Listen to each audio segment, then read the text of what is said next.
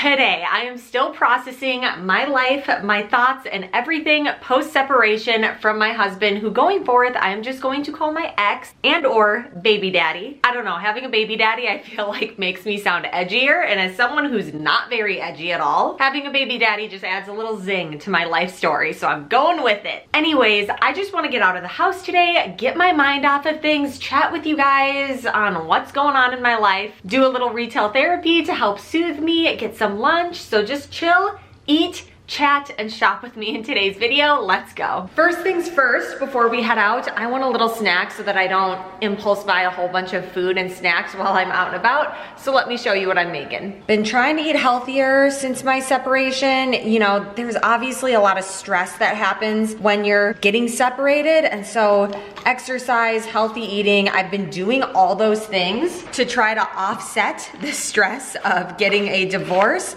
And overall, I mean, it really has been helping. I feel good. I've lost about 10 pounds. Not that, like, I don't feel like I needed to lose any weight, but overall, I feel much healthier with my new eating and active lifestyle. So anyways, I just have the plain vanilla Little Noosa yogurt, organic ground flaxseed. I'm not a scientist or a chef or anything. I just add in some ground flax seeds, some just went on the counter. And then I have this organic luminous blue spirulina. It's completely flavorless. It's just a health supplement that I add to my yogurts, and it makes it look very beautiful. You just mix it into yogurt, smoothies, whatever, and it completely stains your fingers blue. And then I mix it all together, and voila, this is my delicious and nutritious snack for the morning. I hope my teeth don't turn blue because this blue spirulina is very vibrant, but just bear with me as I eat this. Maybe a little blue.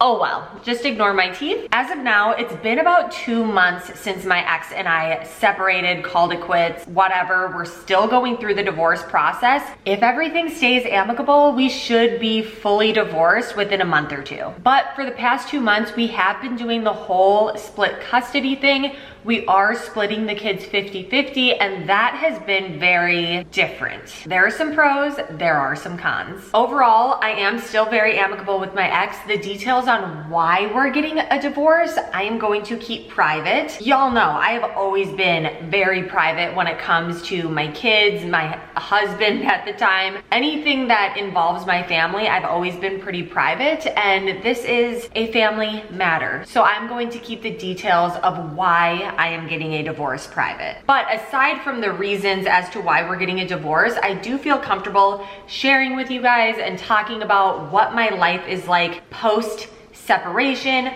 post-divorce, what co-parenting is like, how we're trying to co-parent the best we can, custody, all the things about being a single mom specifically involving me that I feel comfortable talking about, I'm going to talk about. I don't feel like my channel's gonna turn into like a single mom channel or anything like that. I'm still a mom, I'm still a woman, I like to shop, I need to get groceries for my family, I still gotta clean my house, I still gotta do all the normal things I've always done. So my channel shouldn't change that much, but if you've been on my channel for a while, you know I've always talked about my life and the basic goings-ons of my life. And so that's going to be the same, just obviously my life looks different now. So I'm going to talk about some of those differences. We're really going to try to have a strong friendship, good co-parenting experience, not just because it's obviously better for the kids if we can get along and be amicable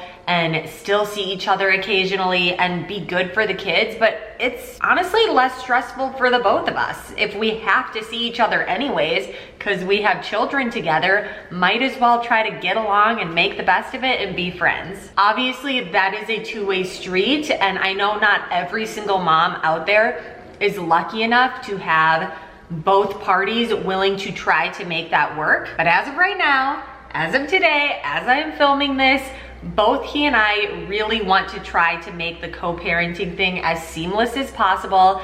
And I really pray and hope it stays that way for the sake of everyone in my family unit. If you have any specific questions surrounding the divorce, separation, split, single motherhood, anything that you think may be relevant to my new life now, Put your questions, comments, concerns, support in the comment section below, please. I'm almost done with this yogurt, so we're gonna head out soon, and throughout this video, I'll try to address some of the most commonly asked questions I've gotten specifically from family and friends so far. All right, let's go. We're gonna go to Target first, but before we do that, I'm going to answer the most common question I got right away when I first started telling people that my ex and I were separating. And that question is, can't you guys work it out? Have you gone to counseling? Is there anything that could salvage the relationship? And no, Aunt Carol, there's nothing that can salvage the relationship. I don't know. We just really, after 17 years, became different people and grew apart. And if you can go to marriage counseling for a few months or a few years and work things out and get your marriage to a happy place, then that's amazing. Good for you. But we had tried therapy and it just, I don't know, it almost made things worse. I don't know. I've come to the place of some things are just not worth saving. And if you cannot happily coexist with someone living under the same roof, but you can happily coexist with them when you're living separately, maybe you should live separately. The last thing I want for my kids is to live in a household that isn't happy. And if being in one household all together, yeah, we get to be together, but we're not happy. I personally have chosen for us to live in two separate happy households. And so far, it's been working out better, in my opinion, that way. I'm so much happier. I can't speak for my ex, but I'm so much happier. And knowing just how happy I am not being in a relationship, I definitely don't want to salvage it. So I'm not advocating for divorce. I will say, probably not the best idea to marry the person that you've dated since you were 15 years old and you've literally dated no one else. We were together from the time I was 15 to 33. We never broke up. We never had any breaks, nothing. He's literally the only person I've ever been with. And hindsight now, I probably wouldn't recommend that for everyone. Definitely wouldn't have recommended it to me if I could talk to my 15-year-old self. I mean, I am so thankful that I have my 3 boys out of the situation, but the point I'm trying to make is I'm not an advocate for divorce, but I am an advocate for, I guess, not marrying the person that you've been dating since you were 15. Maybe test the waters just a little bit more. For most people, I'm sure there's still like the subgroup of people that have been with the same person since they were 15 and they're amazing and they've never changed. They've changed together and they're flourishing, and good for you. That just wasn't me. And I feel like that's probably not most people. Most people, I would say, if they're thinking about who their boyfriend was when they were 15, 16, 17, they're probably thanking their lucky stars they did not end up with that person. But where was I? This is probably going to be the most ADHD video ever, because not only am I just like randomly answering questions and I'm going to be randomly going in and shopping in stores, but I'm randomly getting off topic on these questions. But the question was, what was the question? Why can't we work it out? Believe me, Aunt Carol, we have been trying to work it out for years. And at a certain point, you got to realize the dead horse that you're beating is dead. Let's stop beating it. Let's move on. Find a new live horse to ride through life with. Okay, let's go into Target and do a little retail therapy before we move on to the next question. In the shoes section first here, I am actually wearing these specific shoes right here. I love them. They are so comfortable. Highly recommend. I will have them linked down below. But these are my favorite boots. I wear them all the time, and they have them in white and black now this year. That would actually be cute with these bell bottoms that I'm wearing, the white and black ones. I actually don't have a white or light colored boot right now at the moment. All my boots are pretty much black, so no more black boots for me. This I like because it's a faux leather, so if it kind of gets scuffed up or dirty, it's easy to clean.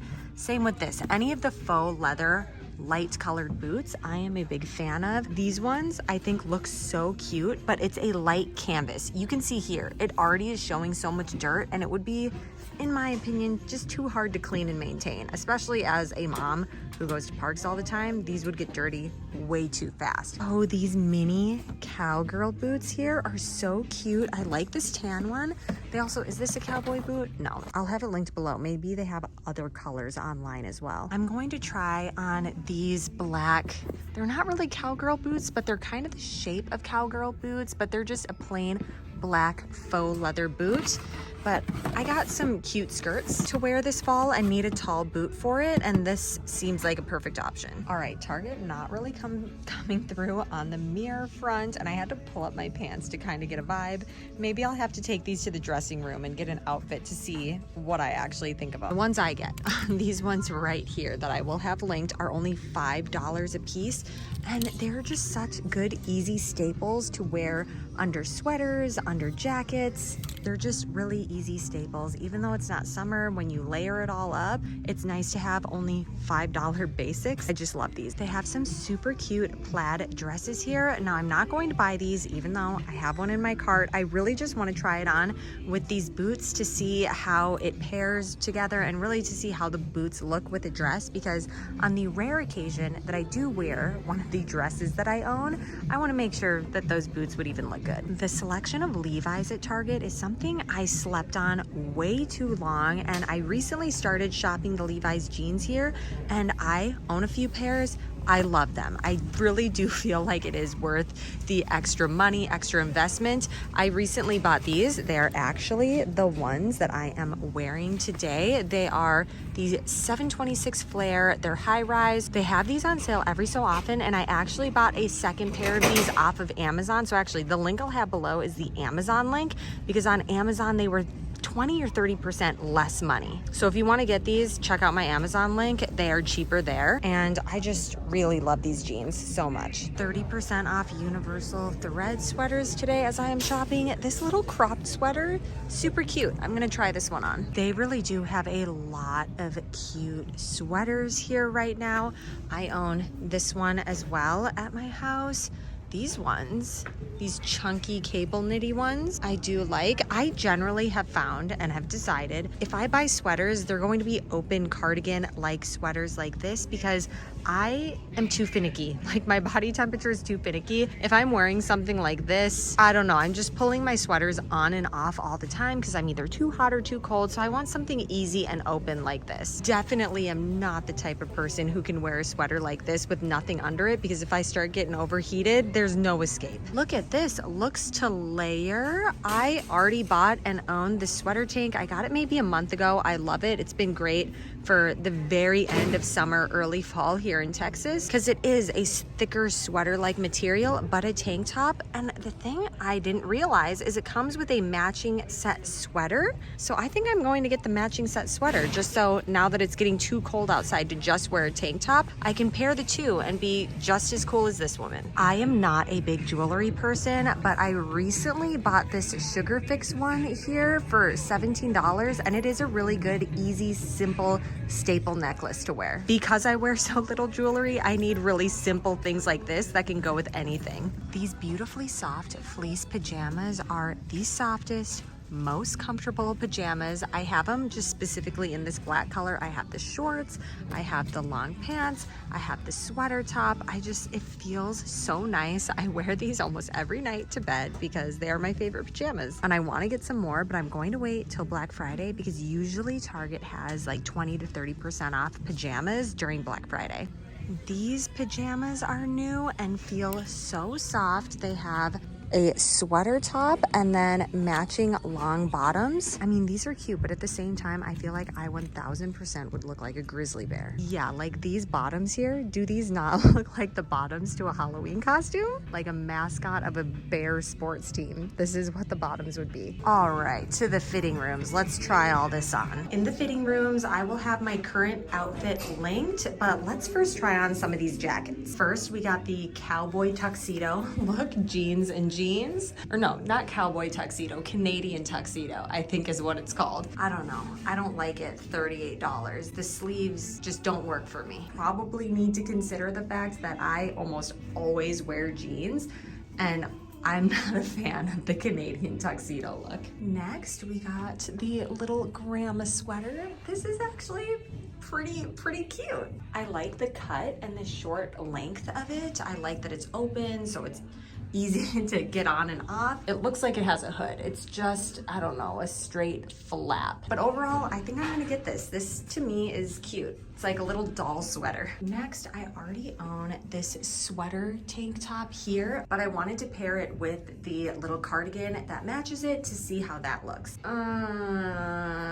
I don't know. I think I'm going to pass on this. It reminds me of that line from The Office where I think it's Michael Scott says that Toby looks like an amorphous blob of beige. That's how I feel up here right now. I feel like an amorphous blob of brown. All right, not buying this dress. I mainly just tried it on so I could see how these boots look with something short, and I think the boots actually look really cute from the side, but from the front they're just giving me Robin Hood vibes. I don't know, Robin Hood vibes, and I feel like they're just too wide on the top. I'm gonna pass. So in the end, I am repurchasing another one of these tanks and then getting my little doll grandma cardigan. Now we're at Aldi, and we are also to the next most commonly asked question probably I've gotten period since my separation, and that is, how are you doing? And the answer to that question can change by the minute. I'll say the first week post separation, I was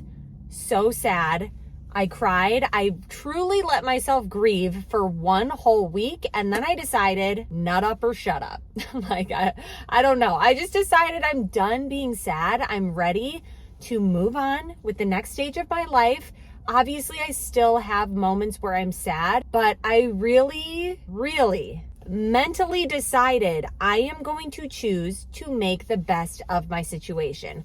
I can't change anything in the past. I can't undo the last 17 years, nor do I necessarily want to undo the last 17 years because I love my 3 little boys so much. Am I sad that I'm not able to give my 3 little boys the happy family unit that I had envisioned giving my children someday? Of course. In an ideal world, I would love to be madly in love with my husband and be super happy and go on all kinds of fun vacations and be happy all the time and everyone be just nice to each other and have everyone live under the same roof 100% of the time. But that is literally just not even an option. And if I can't have that life with my ex, then I am going to choose to live the happiest life I can possibly live with my family just on my own. I personally think my kids long term are going to be better off having my ex and I not live together. Statistics aside, in my specific situation, I really do think my sons will thank me in 20 years from now for being strong enough to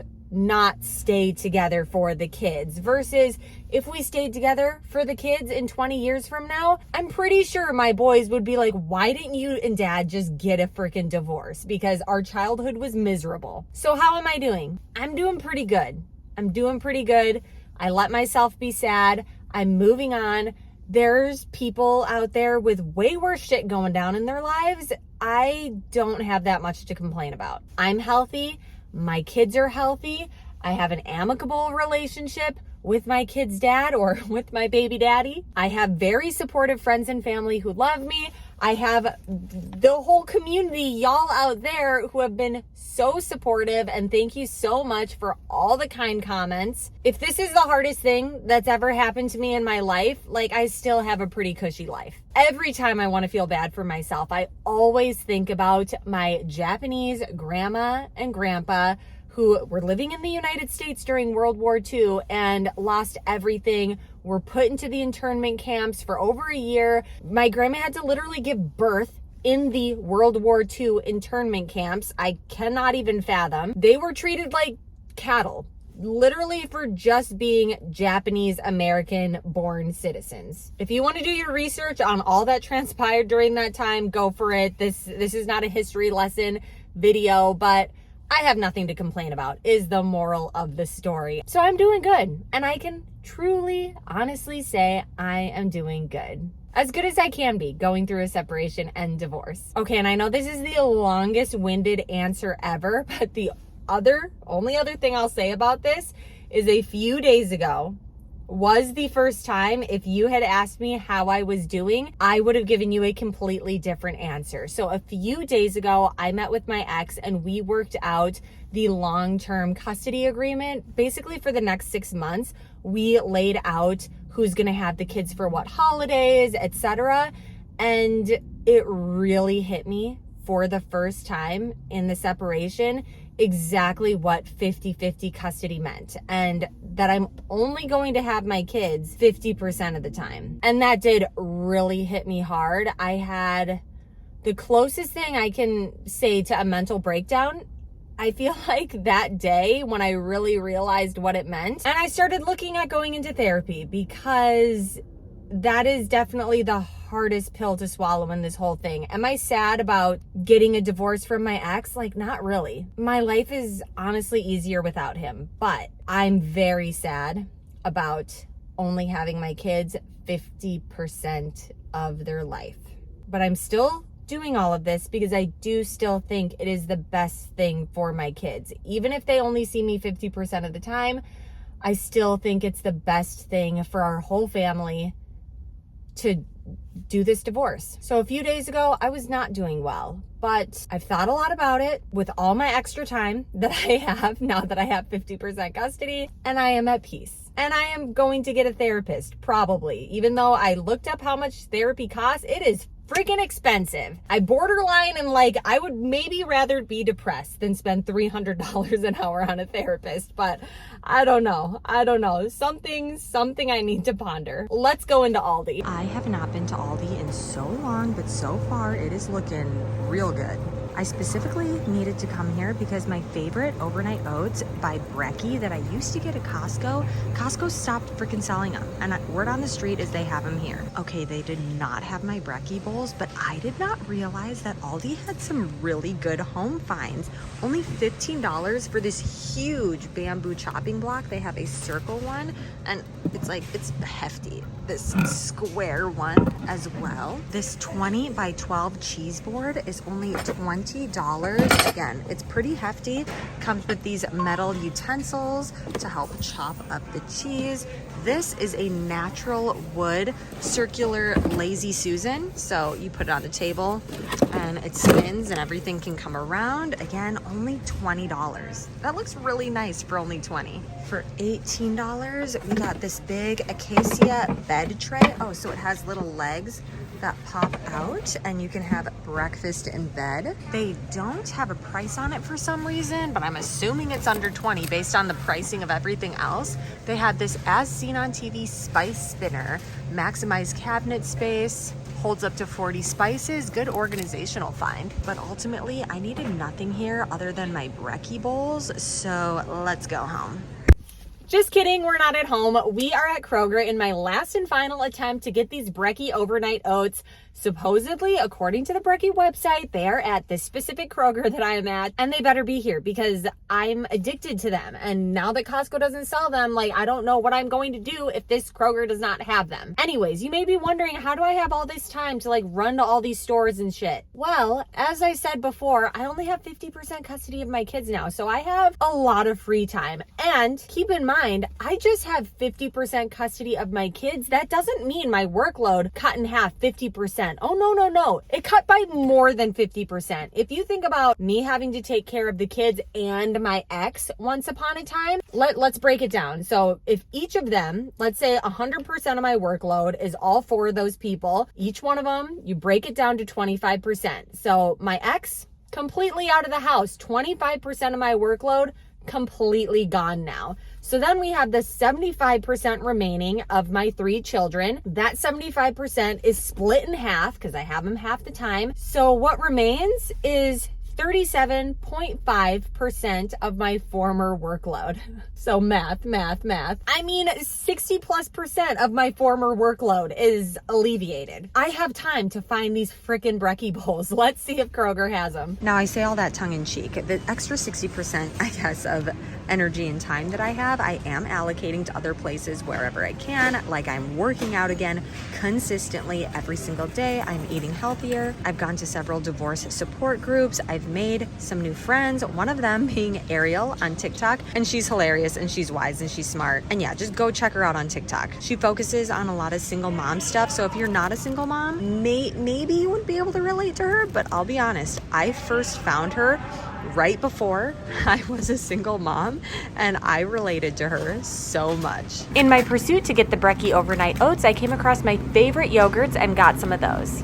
They have it. They have my brekkie. Oh my gosh, they're so expensive, not from Costco. And no, they don't have the really amazing banana maple flavor that they had at Costco. But I'm gonna try the original and the vanilla cinnamon. Okay, I know I went on this huge friggin' adventure just to get these brekkie overnight oats, but because I haven't tried this flavor yet, and they're $3 each, I'm only getting 4 of them. I'm only putting in a $12 investment just in case I end up not liking this flavor. The banana maple is just so good though. What is this? Cheetos minis? Y'all know I love Cheetos. I know they're not healthy, but these are like a mental health thing for me, not like a physical health thing for me. So I'm gonna get these. Back home now, and let's make a quick lunch. First, I'm going to make some avocado toast. I have half an avocado saved here in water. This is the half that I didn't finish yesterday, and TikTok hack that I learned is if you put half your avocado submerged in water, it stays fresh and does not go to waste. So we're gonna use this for our avocado toast today. I'm not a pro at making avocado toast, but I'm not bad at it. I'm not bad at it at all, and I love what I make, so this is how I do it. Add some lime juice. Once again, I am not calculated with it, but I put in roughly that much lime juice. Then we got some Himalayan sea salt, pepper. I don't want to spend an excessive amount of time making the avocado portion, so I'm not cutting up little tomatoes or onions or putting in garlic. Just this makes me happy. I know I could use a fork and it would mash better, but I don't want to dirty another utensil. Next, I got a loaf of multigrain sourdough bread. I like sourdough bread because it still tastes like delicious gluten-y bread, but it has less gluten than normal bread. While that is a toasting, I am going to fry up 2 eggs. We'll grab 2 little eggs out of here. Oh, by the way, you can see the other overnight oats I have tried. Did not like these as much as the brekkies. For the eggs, I just scramble them. Normal, I use this Cavender's all-purpose Greek seasoning. I love it. It makes the eggs taste like heaven to me. And it's not anything fancy or special. You can just get this at Target, Walmart, any basic grocery store. Got the toast toasted, put the avocado on there. And with my avocado toast, I personally love putting a balsamic vinegar on top. Obsessed with balsamic vinegar. I put a lot on, probably more than most people would like, but that's how I like it. And then I also top it with this garlic and herb seasoning. So even though I didn't put garlic in the guacamole, I'm at least getting some garlic on right there. And here is my healthy lunch here. I'm also gonna try some of these as well. Can't be too healthy, but this is the majority of my calories right here. Let's first try these Cheetos to see how good they are. Oh, they're not like that crazy. They're literally just little cheese balls. I mean, I guess that's what it shows on the outside of the packaging. I don't know what I was expecting. I was expecting them to be smaller. They taste like Cheetos, so I like them. But thanks for hanging out with me today in this vlog style video, listening to my life updates. If you have any questions, leave them in the comments below. If you enjoy this style of video, I'll try to answer as many questions as I can in future videos. And if you want to keep hanging out with me, feel free to click on one of the other playlists or videos floating over the screen at this point. Also, like this video, please. It really helps me. All right, I'll see you in the next video. Bye.